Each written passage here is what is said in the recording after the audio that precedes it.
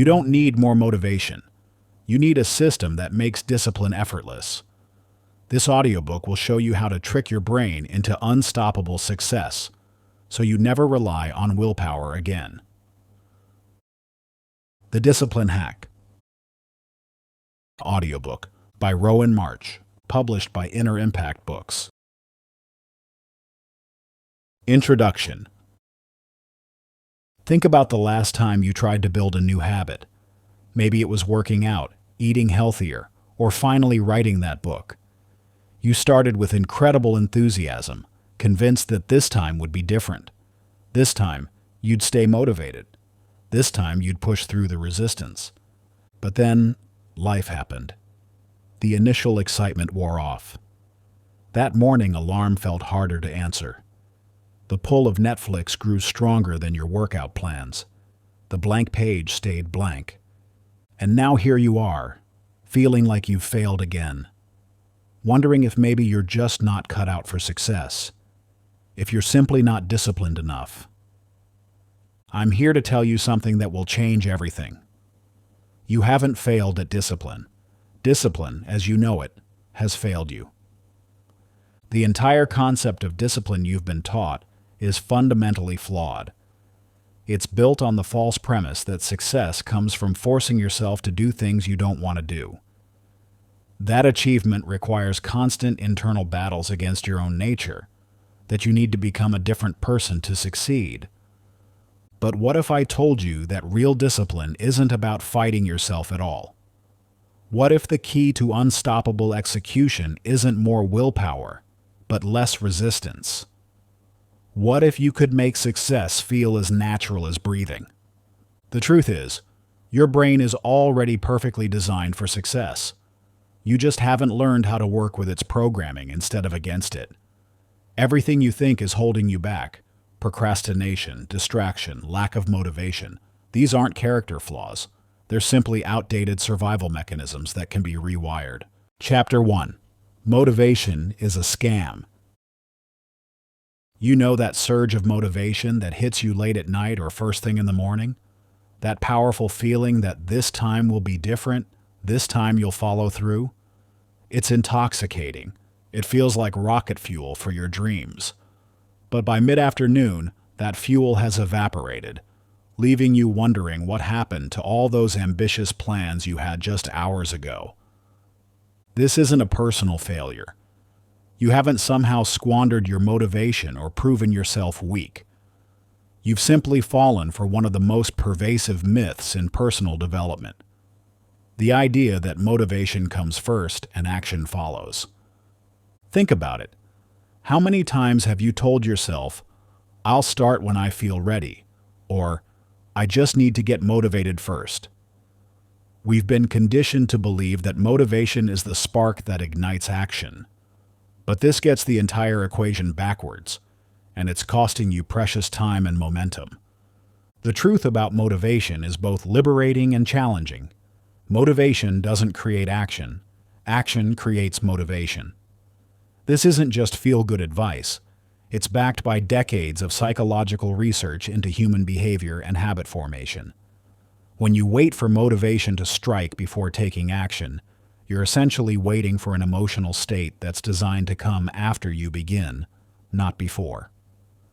Consider Stephen King's approach to writing.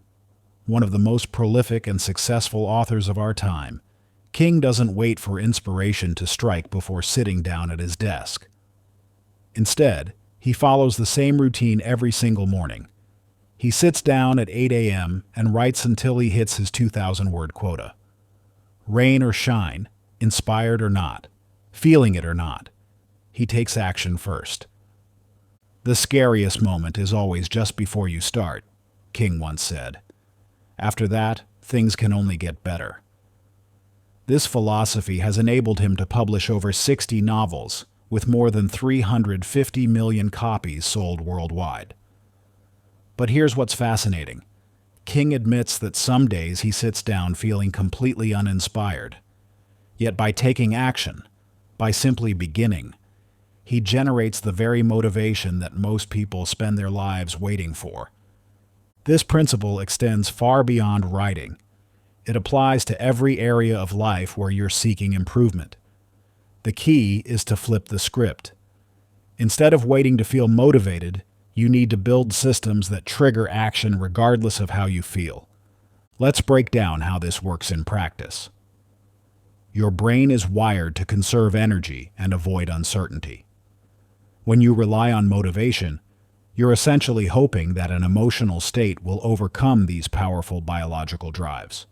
But when you focus on action first, you bypass this internal resistance entirely. Here's how to make this work for you. Start with actions so small they seem ridiculous. We're talking about steps that take less than 5 minutes to complete. Want to build a workout habit? Don't start with an hour at the gym. Start with putting on your workout clothes. Want to write more? Don't aim for chapters. Start with opening your laptop and writing one sentence. Take Leo's story, for example. An artist who had been putting off exercise for years, Leo kept waiting for the perfect moment when he'd feel ready to start his fitness journey. He had all the right equipment at home, had read countless fitness articles, and knew exactly what he should be doing. But month after month, he remained stuck in planning mode, waiting for motivation to strike. Then Leo learned about the action-first approach. Instead of trying to motivate himself to do a full workout, he committed to doing just 5 push-ups every morning, right after brushing his teeth. It seemed almost too easy, but that was exactly the point. The action was so small that his brain couldn't come up with excuses to avoid it. Something interesting happened after a few days. Leo found himself naturally wanting to do more than just 5 push-ups. Some mornings he'd add a few squats. Other days he'd throw in some jumping jacks. Within weeks, he had naturally built up to 15-minute workout sessions. Not because he forced himself, but because taking that initial action generated momentum that led to more action. The key insight from Leo's experience wasn't just that he started exercising. It was that the motivation to exercise more came after he started taking action, not before. This is the critical shift you need to make in your own life. Your challenge for the next week is simple but powerful. Choose one goal you've been putting off until you feel motivated enough.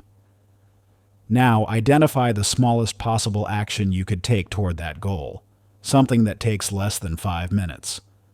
Commit to taking that tiny action every day for the next 7 days, regardless of how you feel. Don't wait for motivation. Don't wait until you're ready. Just take that small action and watch what happens. Chapter 2. The Willpower Trap. You're staring at your phone again. It's 11 p.m., and despite promising yourself you'd be in bed by 10, here you are, scrolling mindlessly. Your tired brain knows you should sleep, but your thumb keeps moving, almost with a mind of its own. In this moment, your willpower feels like a distant memory, replaced by the hypnotic pull of the screen. Sound familiar? That's because you're caught in the willpower trap, believing that with enough mental strength, you can force yourself to make the right choice every time. But here's what nobody tells you. Relying on willpower is like trying to hold your breath underwater. You might succeed for a while, but eventually, biology wins. The science behind this is fascinating. Research shows that willpower operates like a muscle. It fatigues with use.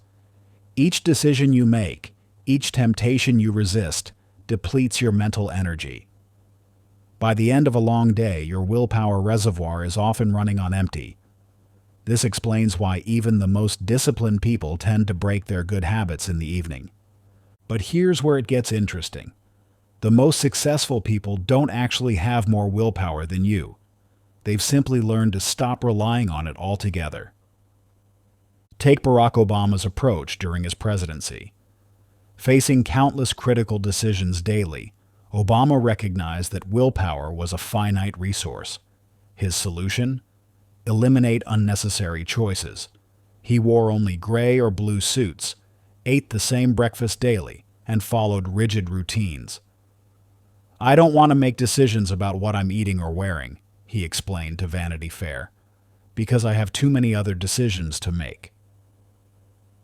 This wasn't just presidential efficiency, it was cognitive science in action.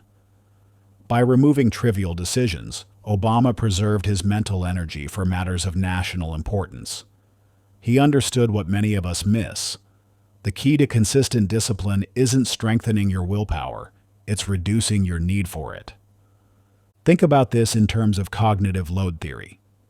Your brain has a limited amount of processing power each day. Every decision you make, no matter how small, consumes some of that power. When you rely on willpower to make good choices, you're essentially hoping that your brain will have enough energy left to choose correctly when the moment comes. But what if you could remove the need for that decision entirely? This is where environmental design becomes your secret weapon. Instead of trying to resist temptation, you can simply remove it from your environment. Instead of forcing yourself to make good choices, you can make those choices automatic through strategic pre-commitment. Consider the difference between these two scenarios. You're trying to eat healthier.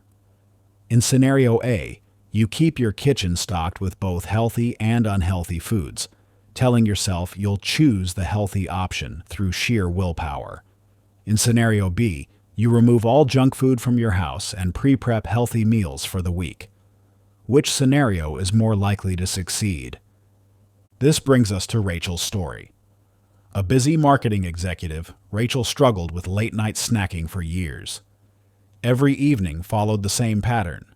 She'd promise herself she wouldn't raid the pantry, spend hours resisting the urge, then eventually give in around midnight. She blamed herself for lacking discipline, not realizing she was setting herself up for failure by relying on willpower alone. Then Rachel learned about environmental design. Instead of trying to strengthen her willpower, she completely restructured her environment. She removed all processed snacks from her house, pre-portioned healthy alternatives into grab-and-go containers, and set up an automatic timer that turned off her kitchen lights at 8 p.m. as a gentle reminder that the kitchen was closed. The results were immediate and dramatic. Without unhealthy options readily available, Rachel's late-night snacking habit virtually disappeared. Not because she suddenly developed iron discipline, but because she removed the need for willpower entirely. This principle extends far beyond eating habits. Want to spend less time on social media? Delete the apps from your phone instead of relying on willpower to resist checking them. Trying to save money?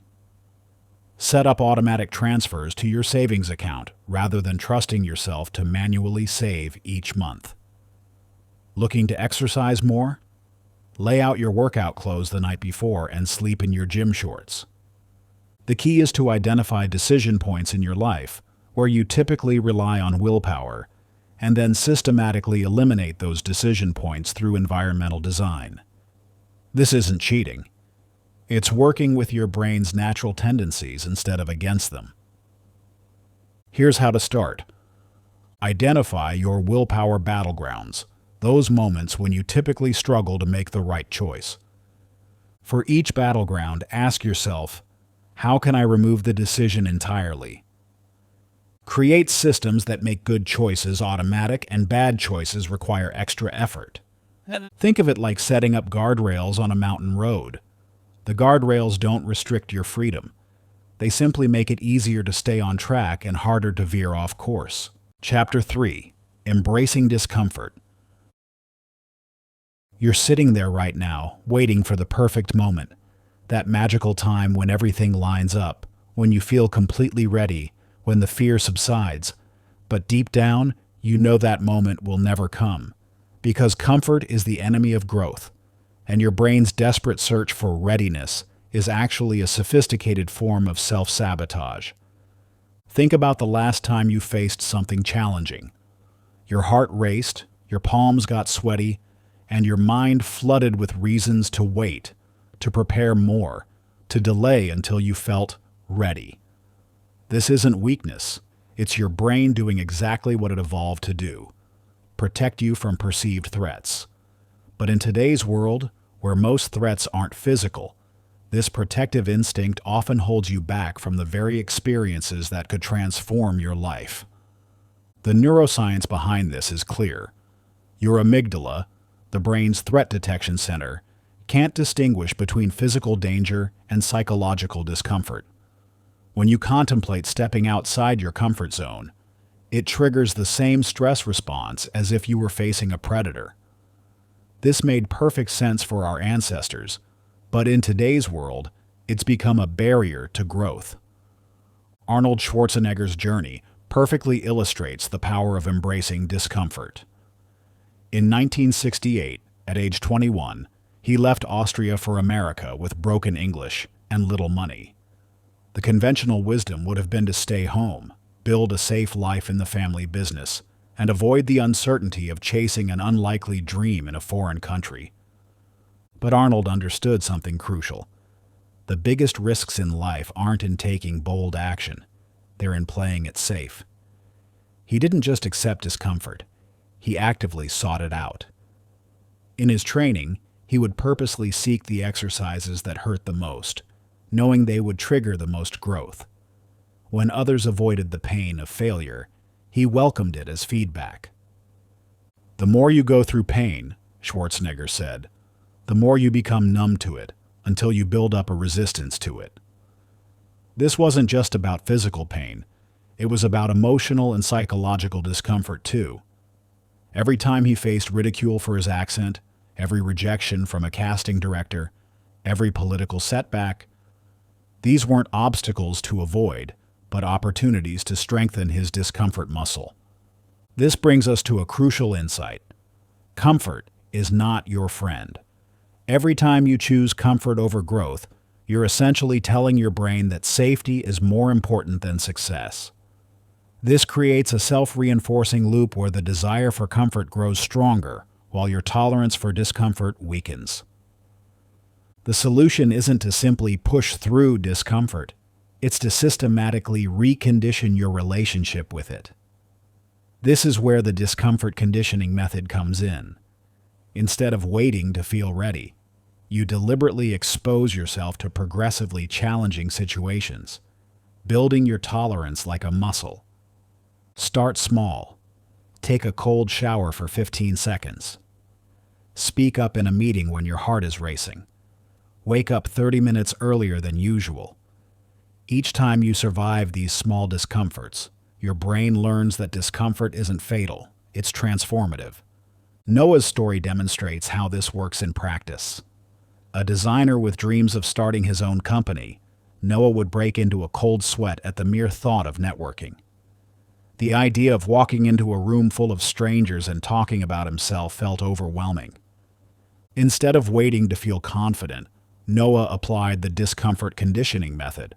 He started by attending a small tech meetup, committing only to stay for 30 minutes. His hands shook as he introduced himself to one person. But he survived. The next week, he stayed for an hour and spoke to 2 people. Each small victory expanded his comfort zone. Within 6 months, Noah wasn't just attending networking events, he was organizing them. The discomfort hadn't disappeared entirely, but it had transformed from a barrier into a signal that he was growing. This shift in perspective changed everything. When he finally launched his startup, the challenges that would have once paralyzed him became exciting opportunities for growth. Your comfort zone isn't a place to live. It's a place to visit occasionally for rest. Real growth, real achievement, real transformation. These only happen when you're willing to step into discomfort regularly and intentionally. For the next week, commit to one small act of intentional discomfort each day. Start that conversation you've been avoiding. Sign up for that class that intimidates you. Share your work before it feels ready. Document how each experience affects you. You'll discover that discomfort, like any other sensation, loses its power over you with exposure. Remember, the discomfort you feel is not a warning to retreat. It's an invitation to grow. Chapter 4. Hijacking your brain's reward system. You reach for your phone without even realizing it. Your fingers move automatically, opening apps, scrolling feeds, chasing that next hit of digital stimulation. Hours slip away, and that important work you plan to do, it's still waiting. untouched. This isn't a failure of discipline. It's a carefully engineered hijacking of your brain's reward system.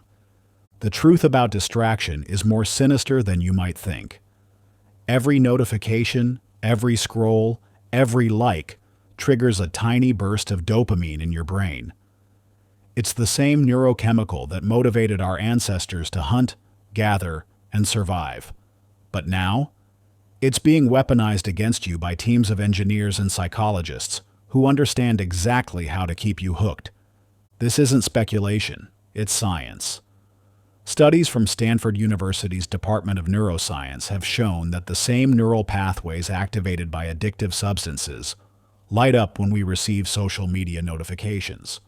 Your brain literally can't tell the difference between the dopamine hit from a Twitter like and the one from finding food when starving. But here's what's really fascinating. Dopamine isn't actually about pleasure. It's about anticipation. That's why you keep scrolling even when it doesn't make you happy anymore. Your brain is chasing the possibility of reward, not the reward itself. This explains why checking email or refreshing social media feels so compelling, even when you know there's nothing important waiting for you. Take how Elon Musk approaches this challenge. Despite running multiple billion-dollar companies, he's managed to harness his dopamine system to serve his goals rather than derail them. When asked about his productivity secrets, Musk revealed that he structures his entire day around making progress addictive. Instead of letting his brain chase random dopamine hits, he creates what he calls success loops, small, achievable milestones that provide constant feedback and reward. Each engineering problem solved, each design approved, each milestone reached triggers the same reward pathways that social media exploits. But instead of leading to distraction, these dopamine hits drive him toward his goals. The brain adapts to whatever you feed it, Musk explained in a 2018 interview. If you make progress rewarding, your brain will crave progress instead of distraction. This isn't just about willpower. It's about understanding and redirecting your brain's natural reward system. The key is to understand that your brain will seek dopamine whether you plan for it or not. You can either let this drive you toward distractions, or you can deliberately engineer your environment to make progress more rewarding than procrastination. This is where the dopamine redirection protocol comes in. Instead of fighting your brain's reward system, you'll learn to hack it. The protocol has 3 core components. First, you need to create a dopamine reset by temporarily removing artificial sources of stimulation. This doesn't mean eliminating all pleasure. It means clearing out the cheap, engineered dopamine hits that have hijacked your reward system. Second, you'll learn to build what neuroscientists call reward stacking, combining productive activities with natural dopamine triggers. This could mean listening to your favorite music only while working out, or enjoying your morning coffee only while tackling important tasks. Third, you'll establish progress triggers, small, visible ways to measure advancement that give your brain the feedback it craves. This turns goal pursuit itself into a source of dopamine, making discipline feel effortless. Ava, a novelist struggling with focus, provides a perfect example of how this works in practice. Like many writers, she found herself constantly derailed by social media and streaming services. Every time she sat down to write, the siren call of quick dopamine hits would pull her away from her manuscript. Instead of relying on willpower, Ava applied the dopamine redirection protocol. She started by removing her phone from her writing space entirely, not just putting it on silent, but physically placing it in another room. This eliminated the strongest source of competing dopamine. Next, she created a reward stacking system. She would only allow herself to drink her favorite tea while writing, and she set up a small bell that she would ring every time she completed 500 words. These simple actions paired natural rewards with progress, making the act of writing itself more dopamine triggering than scrolling social media. Finally, she established clear progress triggers. She used a simple tracking system where she could see her daily word count growing, and she shared weekly progress updates with her writing group. Each small win, each bit of recognition, each visible sign of progress fed her brain's reward system in a way that made writing increasingly addictive. Within weeks, Ava noticed something remarkable. She actually craved her writing sessions. The urge to check social media hadn't disappeared entirely, but it had been replaced by a stronger desire, the pull toward progress and achievement. Your brain's reward system isn't your enemy. It's a tool waiting to be properly used. When you understand how dopamine really works, you can turn it from a source of distraction into a driver of discipline. The next 48 hours are crucial for rewiring your reward system.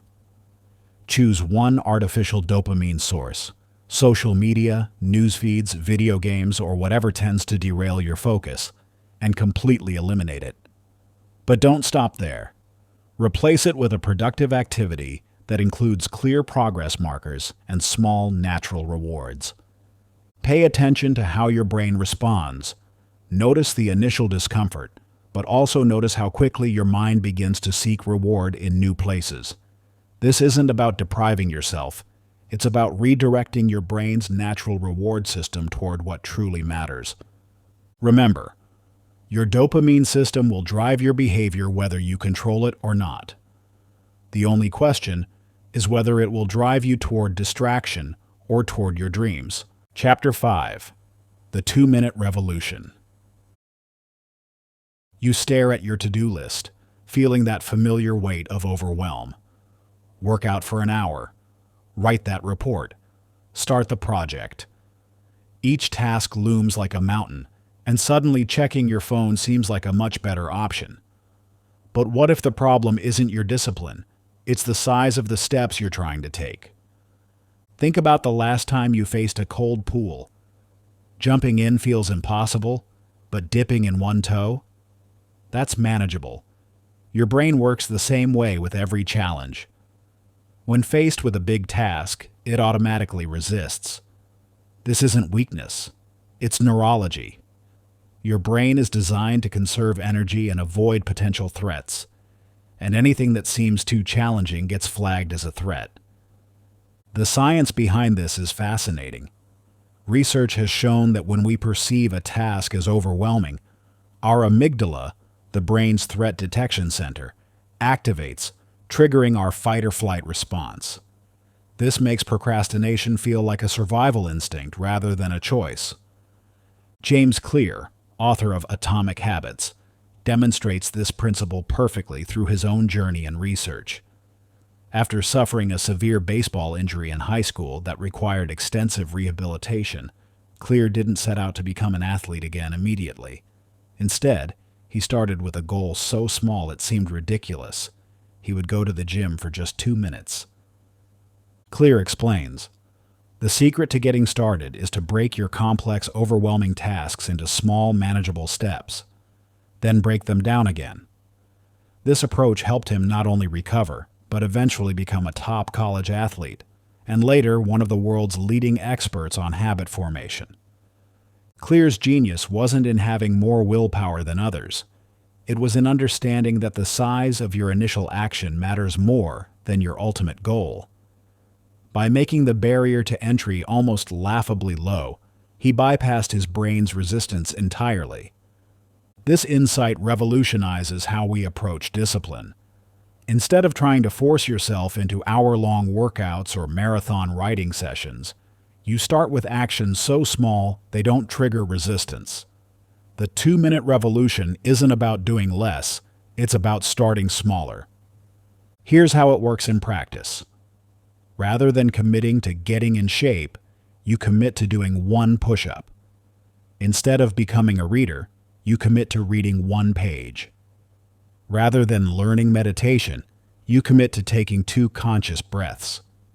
These micro-commitments might seem too small to matter, but that's exactly why they work. They slip under your brain's threat detection radar, allowing you to build momentum without resistance. Once you're in motion, continuing becomes dramatically easier. It's that first step that requires the most energy. This aligns perfectly with Newton's first law of motion. Objects at rest tend to stay at rest, and objects in motion tend to stay in motion. Your habits follow the same principle. The hardest part isn't continuing, it's starting. Think of your willpower like a heavy door. Pushing it open requires significant force, but once it's moving, keeping it in motion takes much less energy. The 2-minute revolution is about finding the smallest possible push that can get that door moving. Ethan, a software developer who had tried and failed to establish a consistent workout routine for years, provides a perfect example of this principle in action. Like many, he would start ambitious workout plans only to abandon them within weeks. His breakthrough came when he stopped trying to transform into a gym enthusiast overnight. Instead, Ethan committed to just one push-up every morning right after brushing his teeth. It seemed almost silly at first. How could one push-up make any difference? But something interesting happened. Most days, once he got down to do that single push-up, he found himself doing more. Not because he had to, but because he was already there, already in motion. Within a month, Ethan had built a consistent morning workout routine, not by forcing himself to spend hours at the gym, but by making the starting threshold so low that his brain couldn't find a reason to resist.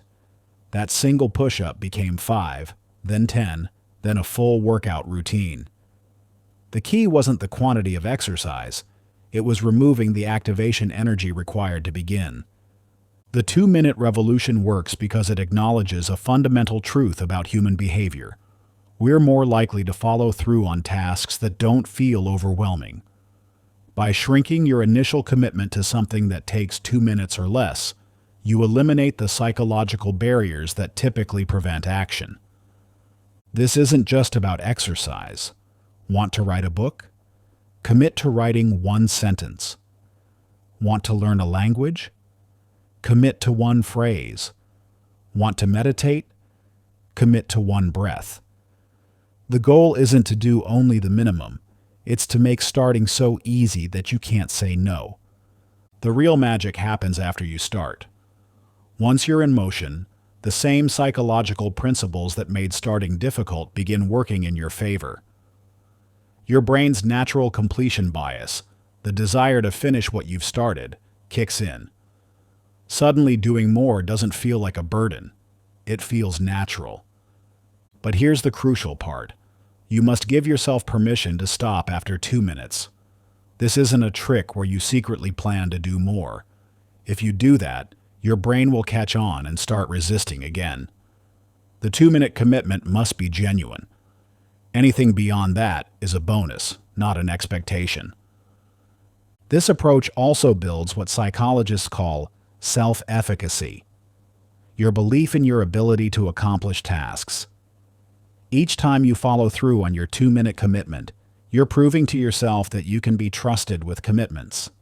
This creates a positive feedback loop, making future commitments easier to keep. Chapter 6: The Identity Revolution. Every morning you look in the mirror and see someone who should be more disciplined. You tell yourself you need to try harder, do better, be stronger. But what if the problem isn't your actions? It's the story you're telling yourself about who you are. Think about the last time you tried to force yourself to do something that felt completely against your nature. Maybe it was waking up at 5 a.m. when you've always considered yourself a night person, or sticking to a diet when you've always thought of yourself as someone with no willpower. How did that work out? The truth is, you don't rise to the level of your goals. You fall to the level of your identity. This isn't just motivational talk. It's backed by neuroscience. Research in neuroplasticity shows that our brains physically reshape themselves based on our self-perception. When you repeatedly think, "I'm not a morning person," you're not just describing yourself. You're programming your neural pathways to resist early rising. Muhammad Ali's transformation from Cassius Clay to the greatest represents one of the most powerful examples of identity-based change in history. Long before he won his first heavyweight championship, Ali declared himself the greatest boxer of all time. Many thought it was mere braggadocio, but Ali understood something profound about human psychology. "I am the greatest," he would say. "I said that even before I knew I was." This wasn't just a catchphrase, it was a deliberate reprogramming of his identity. Ali didn't just train his body, he trained his self-image. Every morning, he would look in the mirror and reinforce this identity. His legendary discipline and training wasn't the result of superior willpower. It was the natural expression of who he believed himself to be. The brilliance of Ali's approach wasn't just in positive thinking. It was in understanding that our actions naturally align with our identity. When you truly believe you're the greatest, training becomes inevitable rather than optional. You don't need motivation to act like who you are. This principle extends far beyond boxing. Consider how different tasks feel when they align with your identity versus when they don't. A person who identifies as a reader doesn't need willpower to pick up a book. It's just what they do. Someone who sees themselves as an athlete doesn't struggle to go to the gym. It's part of who they are. The key to lasting discipline isn't in changing your actions, it's in changing your self-image. But here's where most people get it wrong. They try to change their identity through results. Once I lose weight, I'll be a fit person, when it actually works the other way around. Your identity shapes your results, not vice versa. Mia, a teacher who had always dreamed of becoming a musician, struggled for years with consistent practice. She would set practice goals, download habit-tracking apps, and try to force herself to practice guitar daily. But nothing stuck, until she realized she was approaching it backward. Instead of trying to practice more, Mia began consciously shifting her identity. She started small, simply telling herself each morning, "I am a musician." She joined online music communities, started dressing more like the musicians she admired, and reorganized her living space to put her guitar in the center of her room. At first, it felt like pretending, but gradually, something shifted. She noticed herself naturally reaching for her guitar during breaks instead of her phone. She found herself thinking about music theory while commuting. Practice wasn't something she had to force anymore. It was simply what musicians do, and she was a musician. Chapter 7. The Environment Advantage. You're staring at your phone again, even though you promised yourself you'd focus on that important project. The notification light blinks, and before you know it, another hour has slipped away. Don't blame yourself. Your environment is setting you up for failure. Think about it. How many times have you tried to resist temptation through sheer willpower, only to give in eventually? The cookie jar on your desk, the TV remote within arm's reach, the phone constantly buzzing with notifications. Your surroundings are designed to make discipline impossible. The truth about willpower is both liberating and uncomfortable. It's largely a myth. Research shows that environmental factors influence our behavior far more than personal resolve. Your brain is wired to take the path of least resistance. It's not a character flaw, it's human nature. Steve Jobs understood this principle at a profound level. His iconic black turtleneck wasn't just a fashion statement. It was a deliberate environmental hack. By wearing the same outfit daily, he eliminated decision fatigue from his morning routine. His workspace at Apple was famously minimalist, containing only what was absolutely necessary. Even his home was sparsely furnished, not because he couldn't afford luxury, but because he understood that simplicity breeds focus. Innovation is saying no to 1,000 things, Jobs often said. But what's less known is how he structured his environment to make those no's automatic. He didn't rely on willpower to avoid distractions. He eliminated them entirely. In meetings, he banned PowerPoint presentations, knowing they often served as a crutch for unclear thinking. He designed Apple's offices with central bathrooms and common areas, forcing employees to cross paths and spark unexpected collaborations. The genius of Jobs' approach wasn't in having more discipline than others. It was in recognizing that discipline becomes effortless when your environment supports your goals. He didn't try to become more focused. He created an environment where focus was the default state. This principle extends far beyond the workplace. Every aspect of your life is influenced by your environment, whether you realize it or not. The foods you eat, the habits you form, the work you accomplish, all are dramatically affected by your surroundings. Look at this. Studies show that people eat 22% more when using larger plates. They watch 58% more TV when a television is in their bedroom. They're 2.7 times more likely to buy junk food when it's at eye level in the store. None of these behaviors require conscious decision-making. They're automatic responses to environmental cues. But here's the good news. Once you understand this principle, you can use it to your advantage. Instead of fighting against your environment, you can design it to make success automatic. Jake, a college student struggling with procrastination, discovered this the hard way. Every night, he'd promise himself he'd study more the next day. But every day, he'd find himself scrolling through social media instead of opening his textbooks. The turning point came when Jake realized he was trying to solve the wrong problem. Instead of attempting to build more willpower, he restructured his study environment. He moved his desk to face away from his bed, eliminating the temptation to lie down.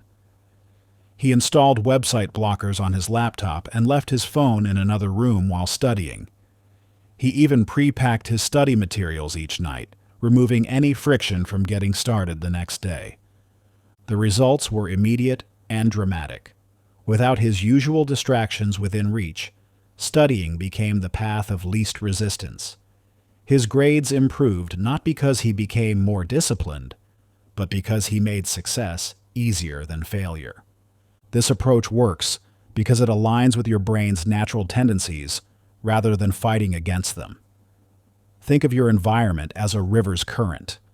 Swimming upstream requires constant effort and eventually exhausts you.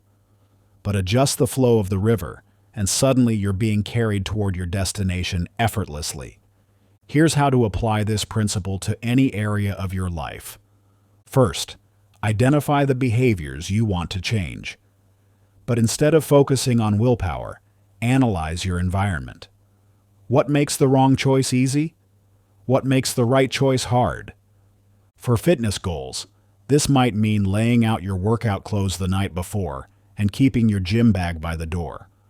For healthy eating, it could mean reorganizing your kitchen so junk food is out of sight and nutritious options are easily accessible. For productivity, it might mean creating a dedicated workspace free from distractions. The key is to make good habits convenient and bad habits inconvenient. Want to read more? Keep a book on your pillow and your TV remote in a drawer. Want to save money? Remove shopping apps from your phone and set up automatic transfers to your savings account. Want to wake up earlier? Put your alarm clock across the room and lay out your morning coffee supplies before bed. Remember, your environment will always win against willpower. Instead of trying to be stronger, make your surroundings work for you rather than against you. Your environment is either supporting your goals or sabotaging them. There is no neutral ground. Every object in your space, every notification on your phone, every item in your kitchen is either making success easier or harder. Think about the goals you're currently struggling with. What aspects of your environment are working against you? What small changes could make success the default option? Remember, discipline isn't about having ironclad willpower. It's about creating an environment where you don't need willpower at all. When your surroundings support your goals, success becomes inevitable. For the next week, choose one area of your life where you want to build better habits. Instead of focusing on motivation or willpower, change your environment to make the right choice the easy choice. Remove one major temptation and add one element that makes success more convenient. Your environment will do the heavy lifting. You just have to show up. Chapter 8. The Habit Loop Advantage. You've probably experienced this before, sitting down to work, only to find yourself mindlessly scrolling through social media without even remembering how you got there, or reaching for that afternoon snack at exactly 3 p.m., even when you're not hungry. These aren't conscious decisions. They're habit loops running on autopilot. Every habit in your life, good or bad, follows the same pattern. Something triggers you, cue. You perform an action, routine, and you receive some kind of reward. This isn't just theory. It's how your brain is wired to operate. Understanding this pattern is the key to making discipline automatic. Charles Duhigg, through his groundbreaking research documented in The Power of Habit, uncovered this fundamental truth about human behavior. While studying at MIT, he discovered that about 40% of our daily actions aren't decisions at all. They're habits. The real breakthrough came when he realized that these habits follow an unchanging neurological pattern, the habit loop. His research revealed how major organizations use this knowledge to transform behaviors. For instance, when Procter & Gamble wanted to sell Febreze, they initially failed because they focused on eliminating bad smells, a cue that people had become nose blind to. When they changed the routine to make Febreze the final reward of cleaning, a fresh scent to celebrate a job well done, sales skyrocketed. They didn't change the product. They simply plugged it into the right habit loop. But this principle extends far beyond marketing. Olympic swimmer Michael Phelps's coach, Bob Bowman, used habit loops to build what he called the invisible advantage. Every day, Phelps went through the exact same routine: wake up, eat the same breakfast, listen to the same music, perform the same stretches. These weren't just random routines. They were carefully designed habit loops that made excellence automatic. Bowman understood that willpower isn't reliable, but habits are.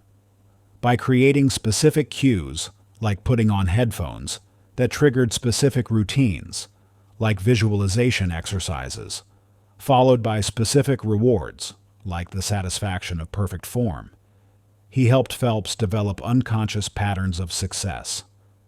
When race day came, Phelps wasn't relying on motivation. He was running on autopilot.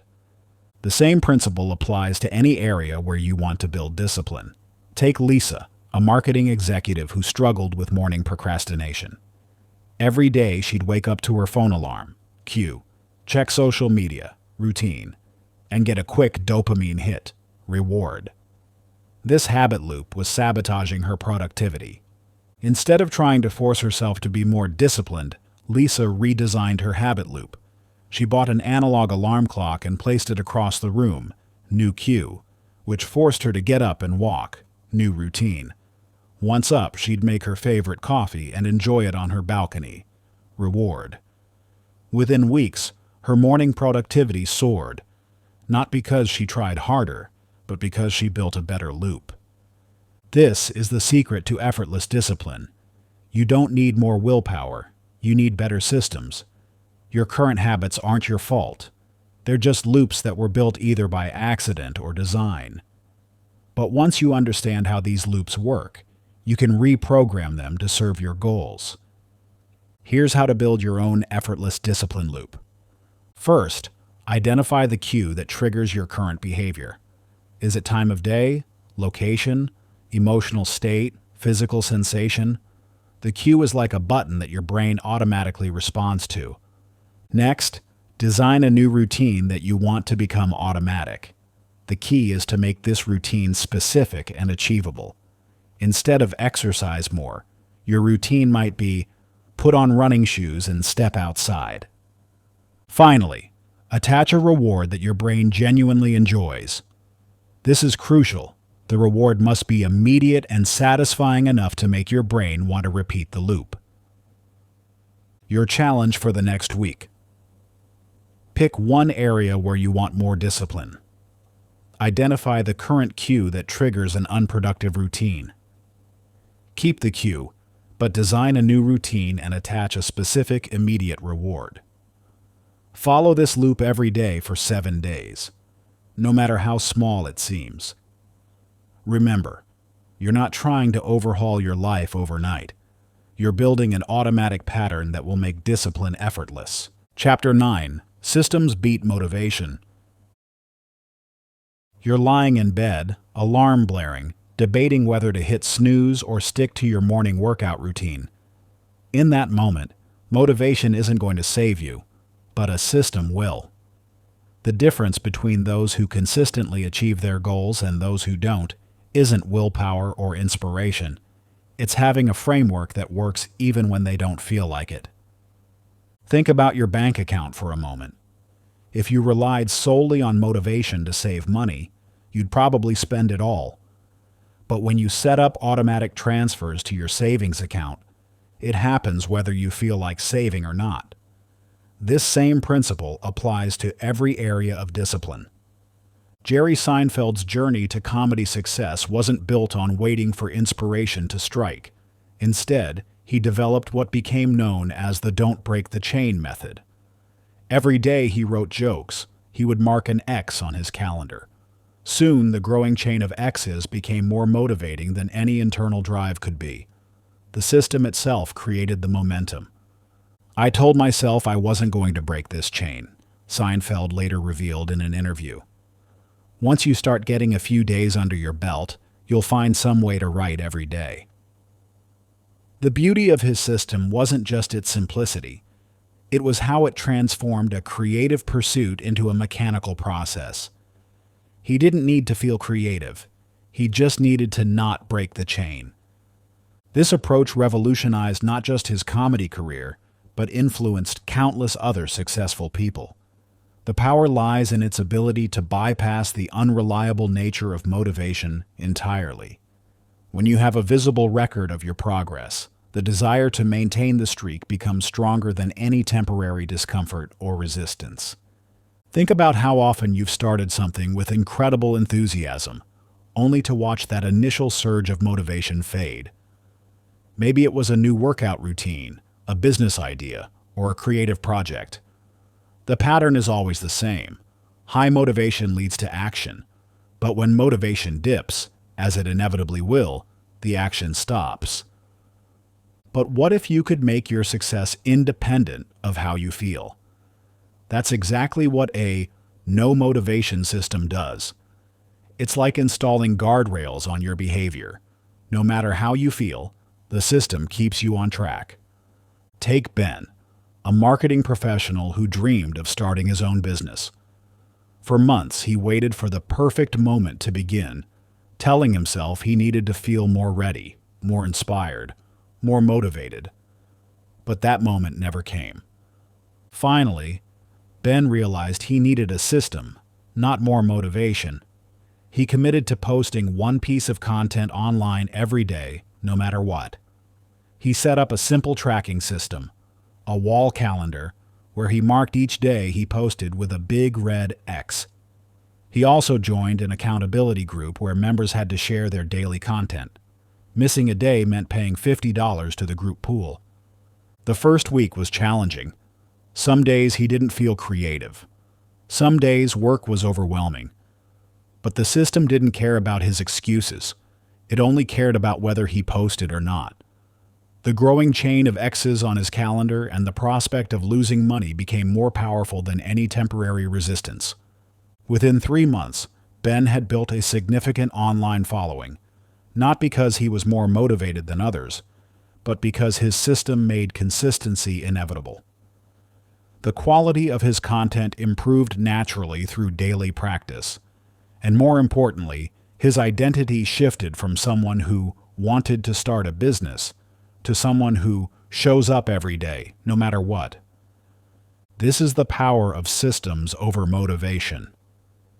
When you build the right framework, discipline becomes automatic. Here's how to create your own no motivation system. First, identify your key behavior, the one action that, if done consistently, would lead to your desired outcome. For fitness, it might be showing up at the gym. For business, it might be making one sales call. For writing, it might be producing 500 words. The key is to make it specific and measurable. Next, add external accountability.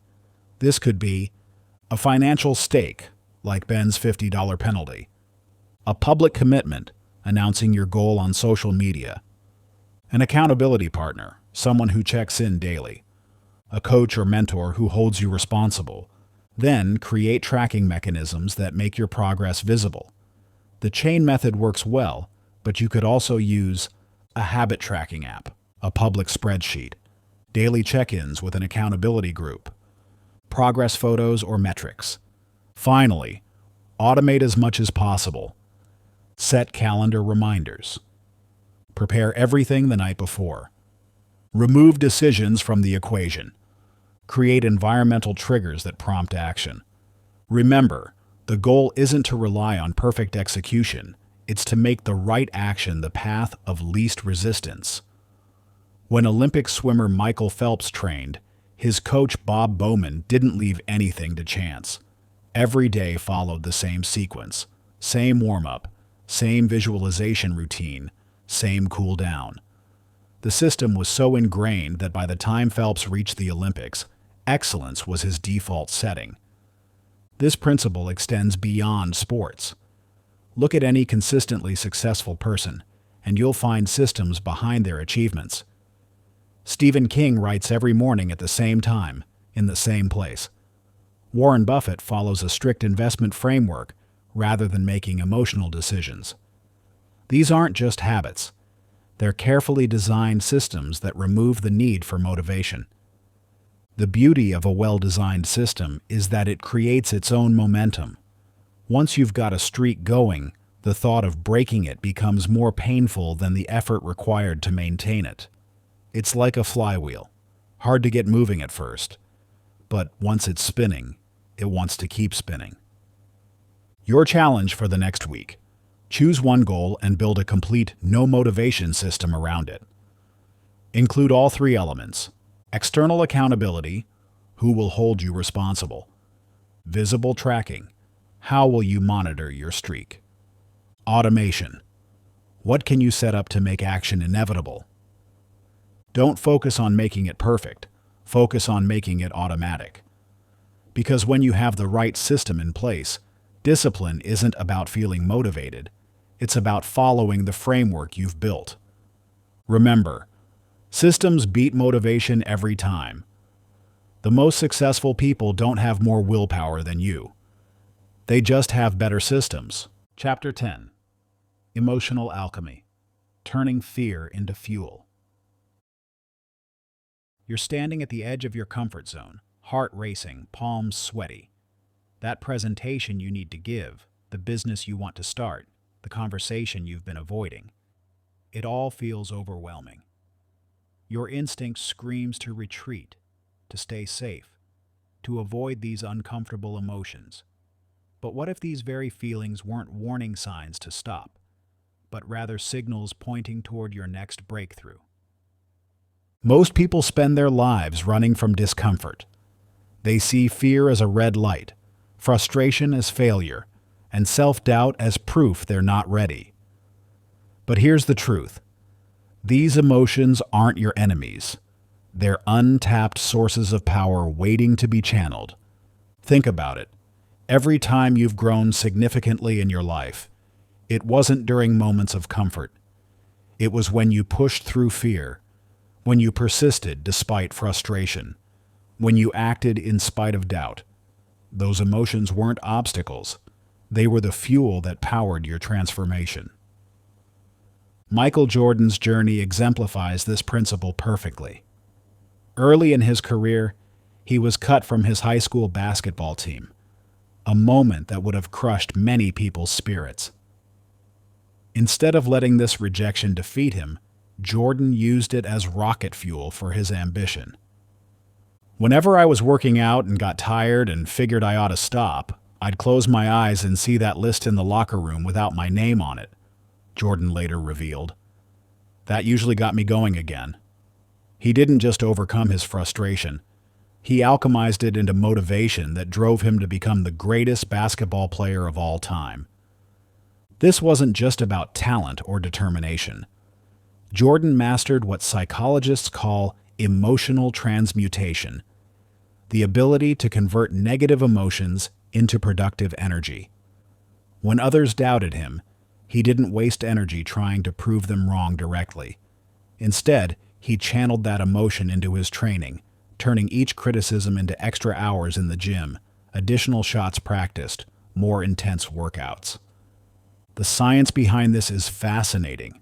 Research shows that fear, frustration, and anxiety create an arousal state in your body that's nearly identical to excitement. The only difference? The story you tell yourself about what those sensations mean. This is why Olympic athletes often perform better under pressure. They've learned to interpret their racing heart and sweaty palms not as anxiety, but as their body preparing for peak performance. They've mastered emotional alchemy. Think about your own life. How often have you let fear stop you from taking action? How many times has frustration made you quit just before a breakthrough? How frequently has self-doubt convinced you to play it safe? Now imagine if you could harness these emotions instead of being controlled by them. Imagine if every time fear arose, you saw it as a compass pointing toward growth. What if frustration became your signal that you're on the verge of a breakthrough? What if self-doubt transformed into proof that you're pushing your boundaries? Observe Olivia, a marketing executive who dreamed of starting her own agency. For months, fear of failure kept her stuck in her corporate job. Every time she thought about making the leap, her mind flooded with worst-case scenarios. What if she couldn't find clients? What if she went broke? What if she embarrassed herself? But instead of letting these fears paralyze her, Olivia learned to use them as fuel. She started keeping a fear journal, where she wrote down every scary thought that crossed her mind. Then, beside each fear, she wrote an action step she could take to address it. Fear of no clients? She started networking while still employed. Fear of going broke? She built up 6 months of savings. Fear of embarrassment? She reminded herself that the real embarrassment would be never trying at all. Within 6 months, she had transformed her fears into a comprehensive business plan. Each worry became a problem to solve rather than a reason to quit. Today, her agency is thriving, not because she eliminated fear, but because she learned to use it as fuel for action. The key to emotional alchemy lies in understanding 3 fundamental principles. Emotions are energy, neither good nor bad until you assign them meaning. What you resist persists. Trying to fight negative emotions only makes them stronger. Direction is more important than suppression. The goal isn't to eliminate emotions, but to redirect them. Here's how to practice emotional alchemy in your own life. When fear arises, instead of asking, "What if I fail?" ask, "What if I succeed?" Write down exactly what you're afraid of. Then create an action plan for each fear. Remind yourself that fear and excitement are physiologically identical. It's all about interpretation. When frustration hits, see it as a sign you're pushing your limits. Frustration means growth is imminent. Break down what's frustrating you into smaller, manageable challenges. Use the energy of frustration to fuel focused problem solving. When self-doubt creeps in, remember that doubt means you care. You wouldn't doubt yourself if it wasn't important. List your past achievements to remind yourself of your capability. Take one small action that proves your doubts wrong. The most powerful tool in emotional alchemy is the energy redirect. When you feel a strong negative emotion, don't try to suppress it. Instead, ask yourself, how can I use this energy productively? This is exactly what Serena Williams does with pre-match nerves. Instead of trying to calm down, she channels that nervous energy into hyper-focused preparation. The same jitters that might paralyze others become part of her winning routine. Remember, the goal isn't to feel less, but to use what you feel more effectively. Every emotion can become fuel if you learn to direct it properly.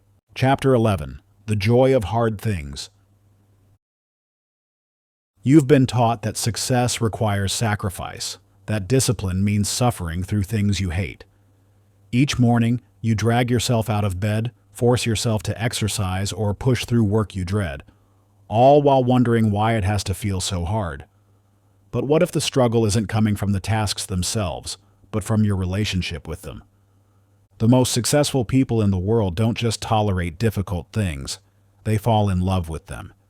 They don't endure the process, they embrace it. This isn't because they're wired differently than you. It's because they've discovered something most people never realize. Discipline doesn't have to feel like punishment. When Kobe Bryant woke up at 4 a.m. to train, he wasn't suffering through it. He was savoring it. While other players dreaded extra practice, Kobe found genuine joy in the burn of his muscles, the squeak of his shoes on an empty court, the satisfaction of perfecting a move while others slept. He called these early morning sessions his breakfast club, transforming what most would consider torture into something he looked forward to. "I love the training," Kobe once said. "I love the work because I knew the results would come." This wasn't just positive thinking. It was a complete reframing of what hard work meant. Where others saw sacrifice, he saw opportunity. Where they felt pain, he felt progress. This shift in perspective didn't just make him more disciplined, it made him unstoppable. Because when you learn to love the hard things, you gain an advantage that motivation can't match and willpower can't touch. You create a perpetual engine of progress that doesn't require forcing or fighting yourself. The science behind this is fascinating.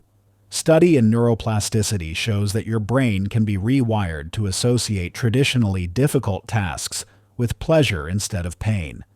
It's not about pretending things aren't challenging. It's about changing your relationship with challenge itself. Think about a time you mastered something difficult. Maybe it was learning an instrument, picking up a sport, or building a skill. At first, it felt impossible, but as you improved, the challenge became exciting rather than daunting. The same process that once frustrated you became deeply satisfying. This is the key to making discipline effortless. Learning to find joy in the journey, not just the destination. When you can do this, you tap into a source of motivation that never runs dry. Tom, an advertising executive who always hated running, discovered this principle by accident. For years, he forced himself to jog, seeing it as a necessary evil for staying healthy. Every step felt like punishment, and eventually he always quit. But then he tried something different. Instead of focusing on how hard running felt, he started paying attention to what it gave him.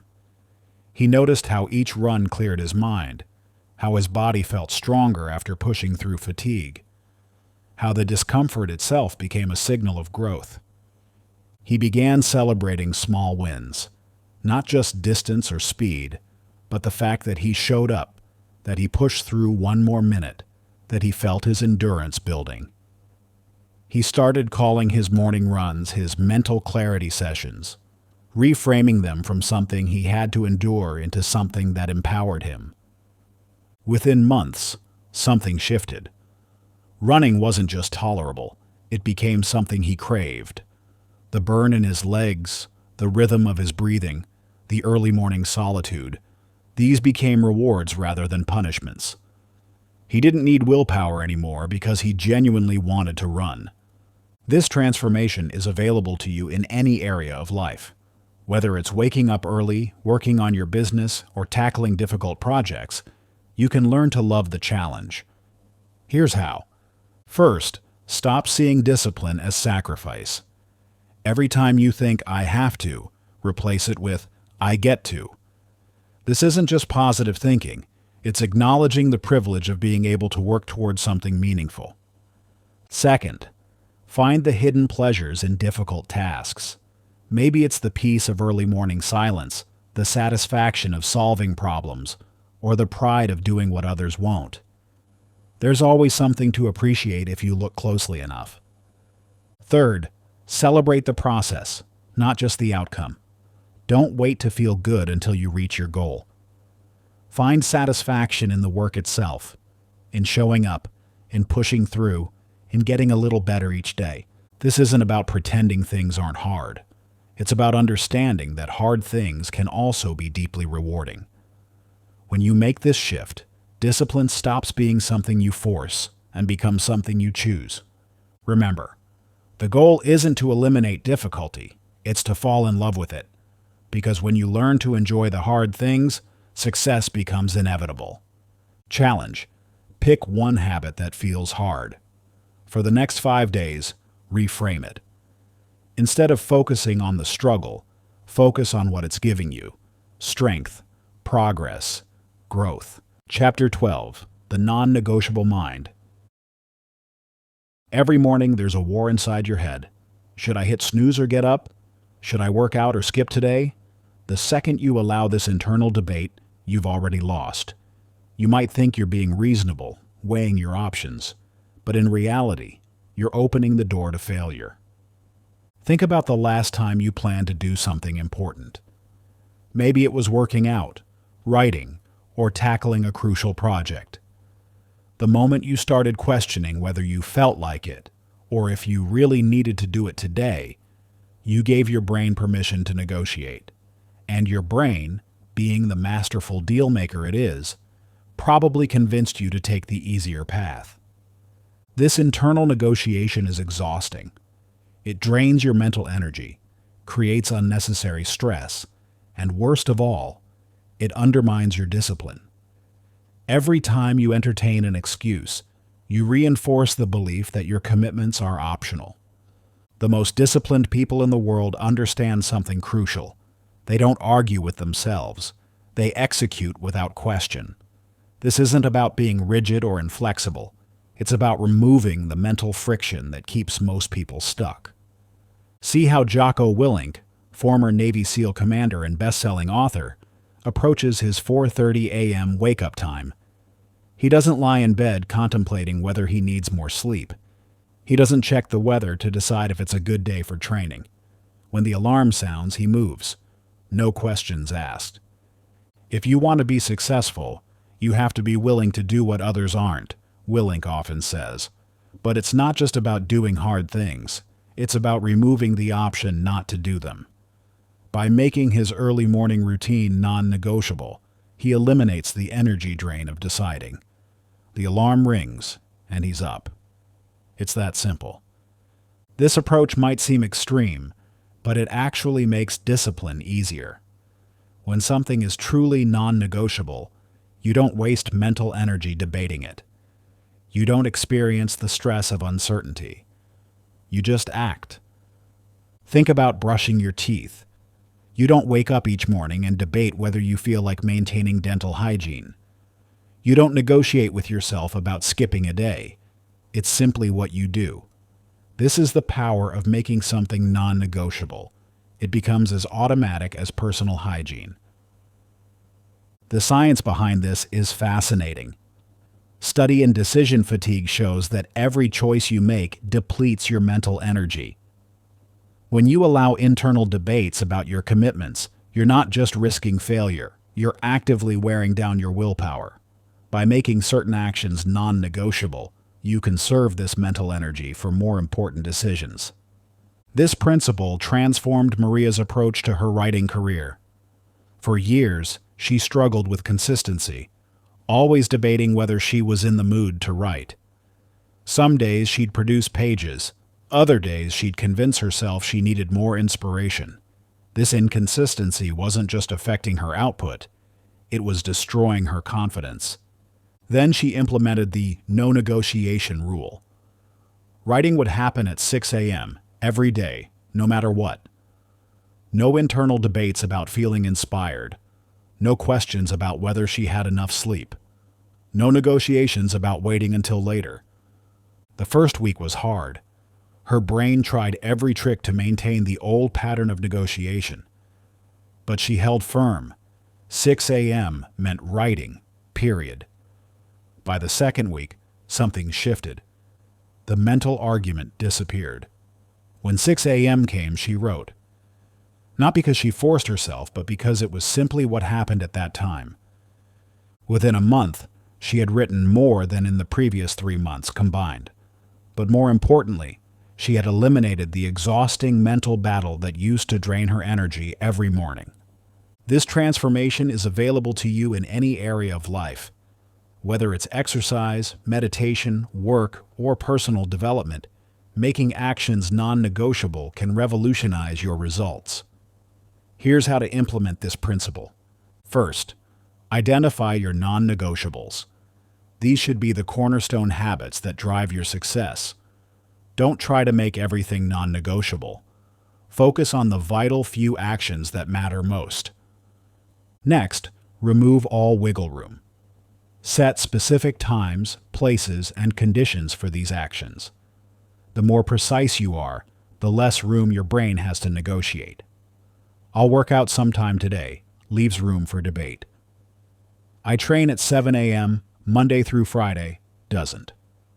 Finally, develop a non-negotiable identity. Instead of seeing yourself as someone who tries to work out regularly, become someone who trains at 7 a.m., period.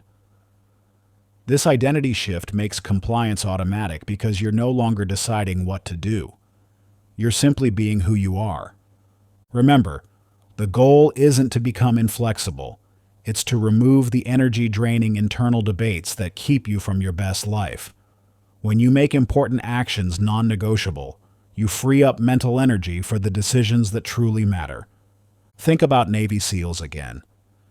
When they receive a mission, they don't debate whether they feel like executing it. They don't negotiate with themselves about the difficulty or discomfort. They move. This same principle can transform your life. This doesn't mean you'll never miss a day or face legitimate reasons to adjust. But it does mean you'll stop entertaining the daily excuses that keep most people stuck. No more, I'll do it tomorrow. No more, I'm not feeling it today. No more negotiations with yourself about what you've already committed to doing. Challenge. Pick one crucial habit and make it completely non-negotiable for the next 7 days. No debates, no excuses, just action.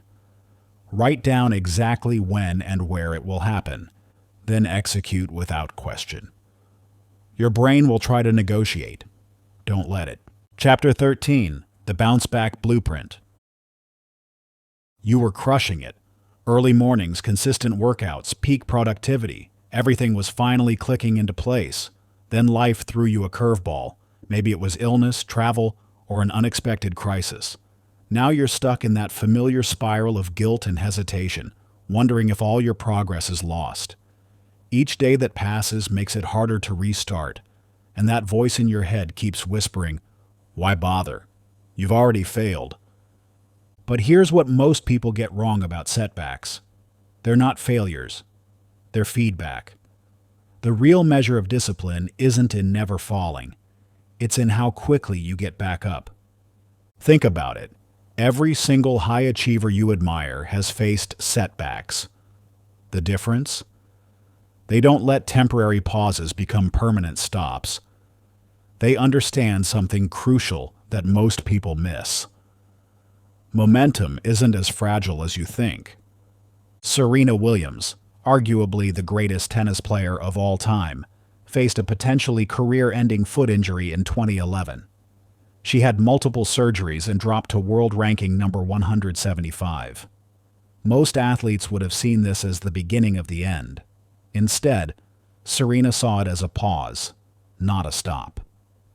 During recovery, she adapted her training, focusing on what she could do rather than what she couldn't.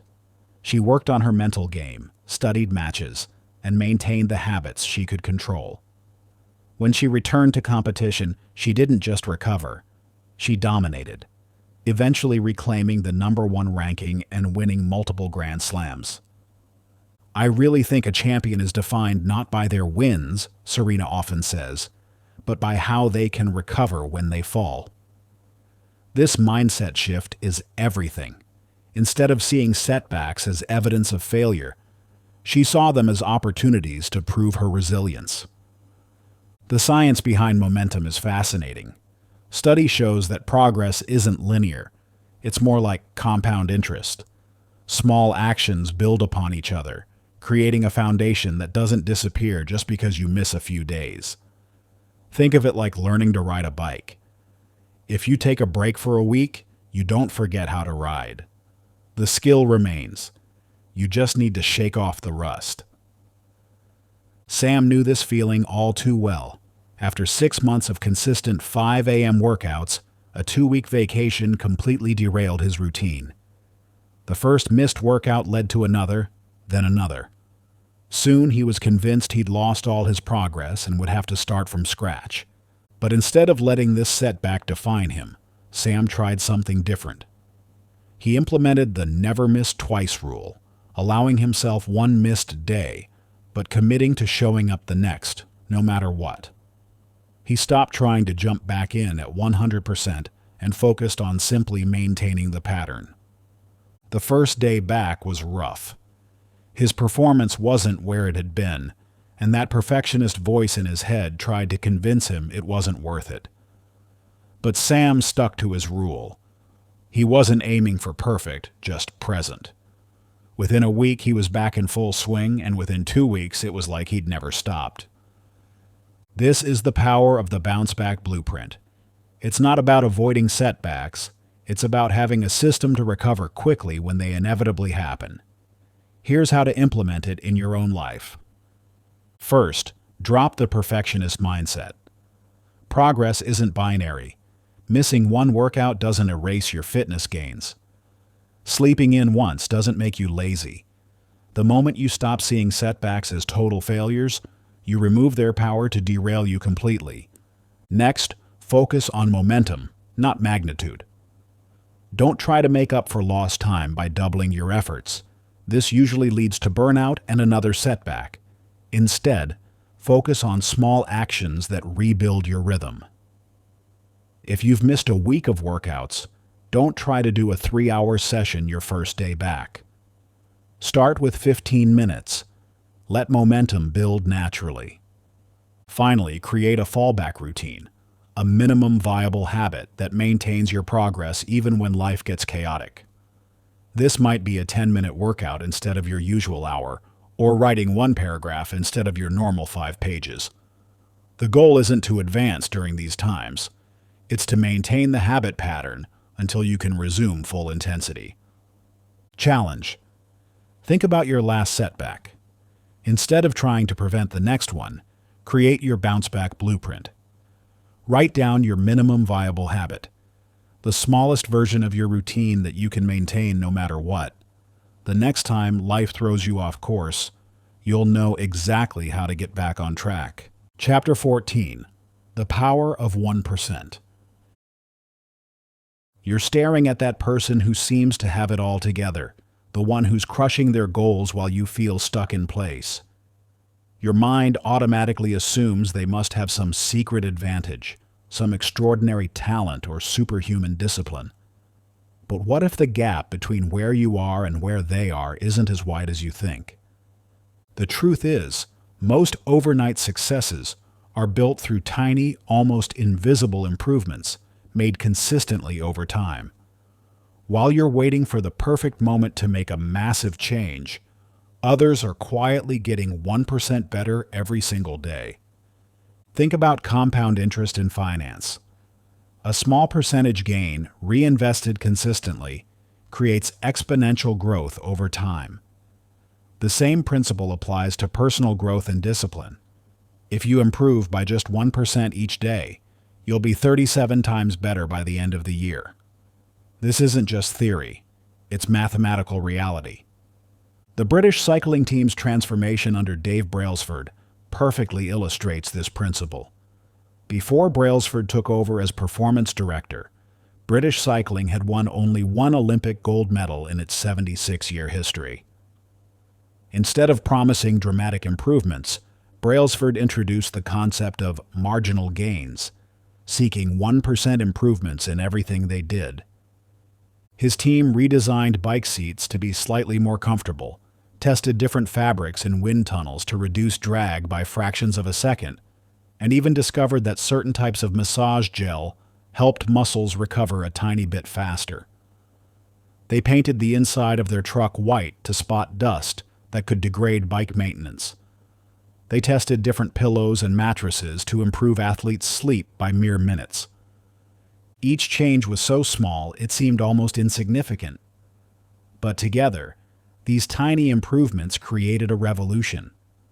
Within 5 years, British cyclists dominated the Olympics, winning 60% of the available gold medals. They went on to win the Tour de France 5 times in 6 years, something no British cyclist had ever done before. The power of this approach lies in its sustainability. While others burn out trying to make dramatic changes, small improvements feel effortless. You don't need motivation when you're only trying to get 1% better. You just need to show up. This isn't just about sports or business. It's about any area of life where you want to improve. Observe Jake, a coder who dreamed of writing a novel. Every January, he'd make grand plans to write thousands of words daily, only to quit within weeks when life got busy. This time, he tried something different. Instead of setting an ambitious daily word count, Jake committed to writing just 100 words each day, about half a page. Some days he wrote more when inspiration struck, but he never pressured himself beyond that minimal goal. The first week felt almost too easy, like he wasn't doing enough, but he stuck with it. After a month, those 100-word sessions had become automatic. He no longer needed to force himself to write. It was just part of his routine, like brushing his teeth. 3 months in, he had over 15,000 words. More importantly, he had built a sustainable writing habit that didn't depend on motivation or willpower. By the end of the year, Jake had completed his first novel. Not through heroic writing sessions or sacrificing sleep, but through tiny, consistent actions that added up over time. The 1% rule works because it bypasses your brain's resistance to change. When you try to make dramatic improvements, your mind perceives danger and activates its defense mechanisms. But small changes fly under the radar. They don't trigger fear or resistance because they feel manageable. Here's how to apply this principle in your own life. First, break down your goals into their smallest components. Want to get fit? Don't start with hour-long workouts. Begin with 1 push-up per day, then add 1 more each week. Want to meditate? Start with 1 minute daily. Want to eat better? Replace one processed food with a whole food alternative. Next, focus on consistency over intensity.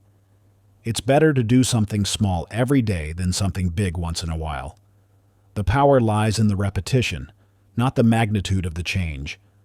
Finally, track your progress. Small improvements are hard to notice in the moment, but when you look back over weeks or months, the compound effect becomes clear. Keep a simple log of your daily actions, not to judge yourself, but to prove that tiny changes add up to massive transformation. Challenge. Choose one area of your life where you want to improve. Identify the smallest possible action you could take, something so easy it feels almost ridiculous. Commit to doing just that one thing every day for the next week. Remember, you're not aiming for dramatic change. You're building the foundation for lasting transformation through tiny, consistent improvements. Chapter 15. Making discipline your default setting. You've mastered the hacks, learned the tricks, and experienced moments of incredible discipline. But something still nags at you. Will this last? You worry that one day, all these tools and techniques might fade away, leaving you back where you started. This fear isn't unfounded. Most people cycle between periods of discipline and regression, never quite making success their natural state. But what if discipline wasn't something you had to maintain? What if it was simply who you are? The difference between temporary improvement and permanent transformation lies in identity. When discipline becomes your default setting, when it's woven into the fabric of who you are, you no longer need tricks or hacks. Success becomes inevitable because anything else feels wrong. Think about breathing. You don't need motivation to breathe. You don't have to trick yourself into it. You don't need accountability partners or tracking systems. You just breathe because that's what your body does. This is what happens when discipline becomes your identity. It's no longer a choice or a struggle. It's simply what you do. Tom Brady's journey to becoming the most decorated quarterback in NFL history perfectly illustrates this principle. When Brady was drafted 199th overall in the 2000 NFL Draft, 6 other quarterbacks were chosen before him. Most players would have seen this as a setback, but Brady saw it as fuel for transformation. He didn't just adopt disciplined habits, he became discipline personified. Brady's commitment went far beyond normal professional standards. He transformed every aspect of his life to support peak performance. His diet became legendary. No sugar, no white flour, no nightshade vegetables. He went to bed at 8:30 p.m. every night, regardless of what he might be missing out on. He studied film obsessively, trained relentlessly, and maintained this level of discipline even after winning multiple Super Bowls. What's remarkable isn't just what Brady did. It's how natural it became for him. He didn't force himself to follow these strict routines. They were simply an expression of who he was. When asked about his extreme lifestyle, Brady often seemed puzzled by the question. To him, this wasn't extreme. It was just life. This is the level of identity-based discipline you're aiming for. Not something you do, but something you are. The transformation begins with your environment. Your surroundings shape your behavior more than willpower ever could. When you structure your environment to support your identity, discipline becomes automatic. This means the physical environment. Your space should reflect your identity. If you're a writer, your desk should be ready for writing at all times. If you're an athlete, your workout gear should be visible and accessible. Remove anything that contradicts your identity. The junk food, the distracting devices, the symbols of your old self. Social environment. The people around you shape who you become. Surround yourself with individuals who embody the discipline you want to achieve. Join communities where your desired behavior is the norm. When discipline is the default in your social circle, it becomes your default too. Mental environment. Your thoughts create your reality. Start speaking and thinking in alignment with your new identity. Instead of, I should work out, think, I am someone who prioritizes health. Instead of, I need to focus, think, I am focused. Consider Emma, a former procrastinator who transformed her life through identity-based discipline. Emma used to rely on motivation and willpower, leading to cycles of progress and regression. But everything changed when she stopped trying to be disciplined and started being a disciplined person. Instead of forcing herself to wake up early, she became someone who naturally rises with the sun. Instead of struggling to stay focused at work, she became someone who automatically enters flow state. Instead of battling with workout motivation, she became someone who feels off without daily movement. The key to Emma's transformation wasn't finding better hacks. It was changing her self-image. She stopped seeing discipline as something external to master and started seeing it as a natural expression of who she was. To make this shift permanent, you need to understand the 3 levels of identity reinforcement. Daily actions. Every action is a vote for who you want to become. When you take disciplined action, you're not just doing something. You're reinforcing your identity as a disciplined person. Each workout, each focused work session, each healthy meal is evidence that supports your new self-image. Environmental design.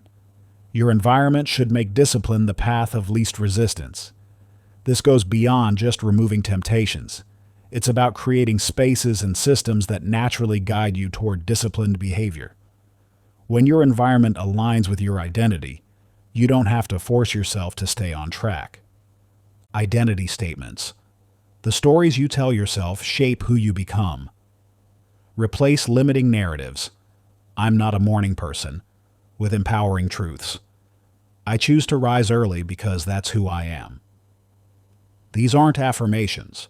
They're declarations of identity backed by consistent action. The power of this approach lies in its permanence. When discipline becomes your identity, you don't need motivation or willpower. You don't struggle with decisions because there's no decision to make. You simply act in alignment with who you are. This transformation isn't about perfection. It's about consistency. Even highly disciplined people have off days. The difference is that they see these moments as temporary deviations from their true identity, not evidence of failure. When you know who you are, getting back on track isn't a struggle. It's a natural return to your default state. Think about who you want to become, not what you want to achieve or what habits you want to build, but who you want to be. The achievements and habits will follow naturally when your identity is aligned with your aspirations. Conclusion. You're standing at a pivotal moment. The tools, strategies, and insights you've gained aren't just theoretical concepts. They're the building blocks of your new identity. Every chapter in this audiobook has been designed to rewire your brain, reshape your habits, and reconstruct your relationship with discipline. But knowledge without action is meaningless. The transformation you've undergone isn't just about new habits or better strategies. It's about fundamentally changing who you are at your core. The old version of you who needed motivation to take action? Gone. The person who relied on willpower to stay consistent? Replaced. The self who made excuses and postponed success? That's no longer you. But here's the critical part. This transformation isn't complete until you live it. Hearing about these strategies isn't enough. Understanding the psychology isn't enough.